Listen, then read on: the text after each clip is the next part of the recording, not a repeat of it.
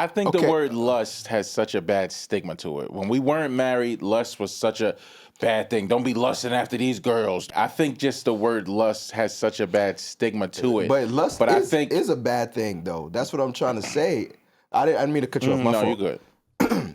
But what you just explained, correct me if I'm wrong, P, is it can start as a feeling, which is we're all human beings. We all have sexual desires. Women as well. I don't think there's anything wrong with that. But you said it doesn't stop at like that just thirst that needs to be quenched. It goes deeper and you dive into what does my wife need.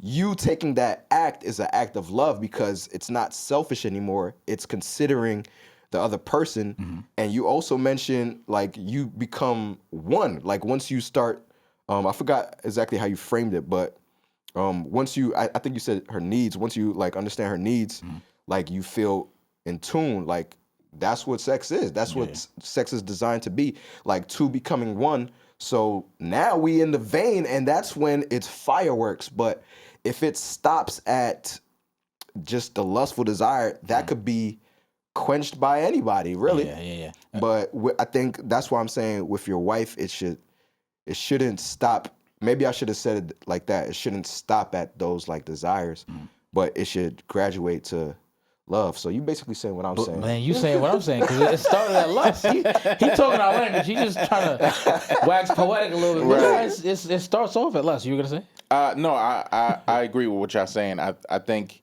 you can lust after someone and still want to make sure that their needs are met. I think it's just such a bad stigma on the word lust when we were younger. Sorry. I think before we were married, how many times we hear pastors telling us like, "Yo, you can't be out there lusting. Lusting is not good. You want to get married and you don't want to burn with all these, these thoughts that you have and everything."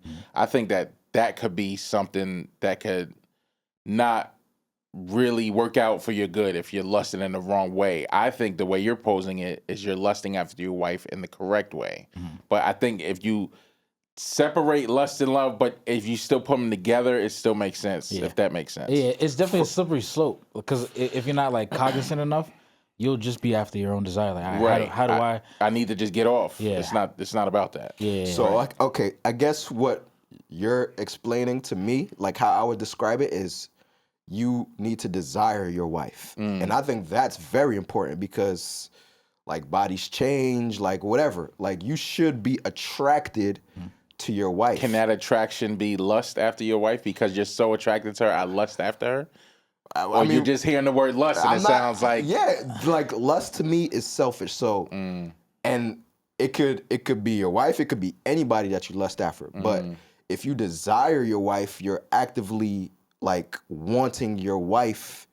And again, when you like marry that with love, now it goes to not only do I want my wife like for pleasure, but I want to please my wife, which is the next level to me. Like I want to know her intimately. I want to like I was actually talking to He's about to name drop. Yeah. I thought he was gonna try to keep his name secret. Yeah, if he doesn't want his name. Okay, I was talking to our guy, right? So he was telling me, I called him. I was like, "Yo, I need some tips in this area." And one thing that he told me that transformed his intimacy with his wife was praying together.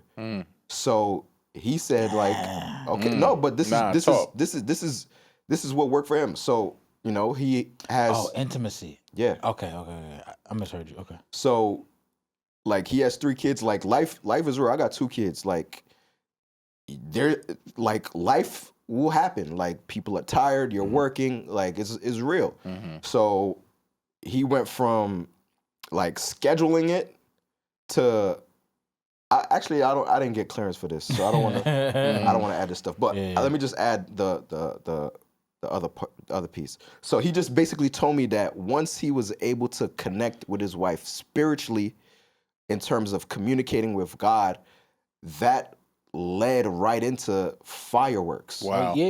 So Wow. that's why I mean, like, if like lust could just be lazy. It's like I have a need, I want it met, but when you talk about love, it's basically microwave versus home cooked meal. Like I need that home cooked meal. I need you to season. You chef it up.